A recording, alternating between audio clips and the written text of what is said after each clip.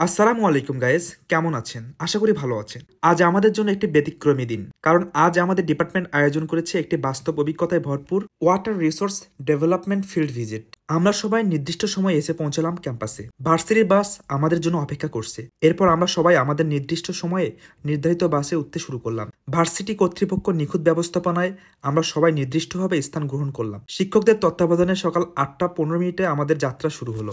বাস চলতে থাকে শহরের রাস্তায়, পাশ দিয়ে চলে যায় পরিচিত বিল্ডিং, ট্রাফিক এবং ব্যস্ততা। একটু পরেই শহরের কোলাহল পেছনে ফেলে আমরা ঢুকে পারি সবুজে ঘেরা প্রান্তরে। জানালার বাইরে দেখা মিলছিল চীনের গ্রামীণ সৌন্দর্য, জলাশয় এবং প্রাকৃতিক পরিবেশের নিখুঁত ভারসাম্য।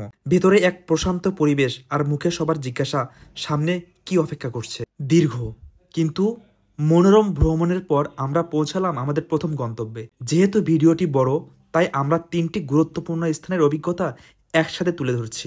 স্থানগুলো হলো হোয়াইআন চিনহু হাব, ইয়াংজো পাওয়িং পাম্পিং স্টেশন এবং জিয়াংতু ওয়াটার কনজারভেন্সি প্রজেক্ট। প্রতিটি স্থানে পৌঁছানোর আগে সংশ্লিষ্ট কর্মকর্তারা আমাদের স্বাগত জানানোর জন্য অপেক্ষায় ছিলেন। আমরা বাস থেকে নেমে ধাপে ধাপে প্রবেশ করলাম ভিতরে, জানতে, বুঝতে এবং অনুভব করতে চীনের অন্যতম বৃহৎ জলসম্পদ ব্যবস্থাপনা প্রকল্পগুলোর বাস্তব চিত্র। প্রথমেই আমরা যাই হোয়াইআন জিনহু হাবে। এটি south two Northern water diversion প্রজেক্টের একটি গুরুত্বপূর্ণ অংশ। এই হাবের মূল কাজ হলো জলাধার ও ট্রান্সফার পয়েন্ট হিসেবে কাজ করা।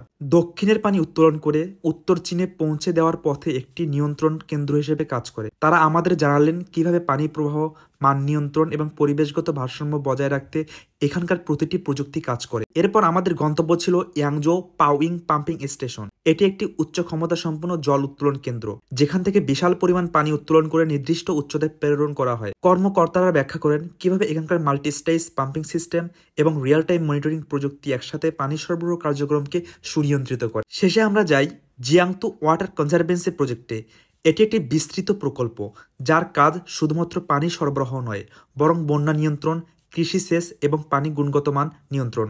তারা আমাদের বোঝান কিভাবে সরকার, প্রকৌশলী এবং গবেষকরা একসাথে কাজ করে দেশের বিভিন্ন অঞ্চলে পানি সুষমভাবে বিতরণ করে এবং কিভাবে উন্নত প্রযুক্তির মাধ্যমে প্রতিদিন অপারেশন ম্যানেজ করা হয়। সকাল ভোরে শিক্ষা ও অভিজ্ঞতা শেষে আমাদেরকে নিয়ে যাওয়া হয় দুপুরের খাবারের জন্য নির্ধারিত স্থানে। দীর্ঘ যাত্রার পর বিশ্রাম ও খানাপিনার এই মুহূর্তটা ছিল খুবই প্রশান্তিকর। সুপরিকল্পিত ও স্বাস্থ্যসম্মত খাবার ছিল পরিবেশিত। দেশি বিদেশি শিক্ষার্থীরা একত্রে বসে খেলাম এক আত্মিক বন্ধনের আবহে। খাওয়া শেষে একটু হেঁটে বেড়াতে বের হলাম আশেপাশে। প্রকৃতির মাঝে যেন এক নির্জন শান্তি। চারপাশ জুড়ে ছিল সবুজ গাছগাছালি, রং বেরঙের ফুল আর দিগন্তের ছোঁয়া নীল আকাশ। পাখির কিচিরমিচির, ফুলের সুবাস আর হালকা বাতাস যেন প্রকৃতি নিজেই আমাদের ক্লান্ত দূর করে দিল।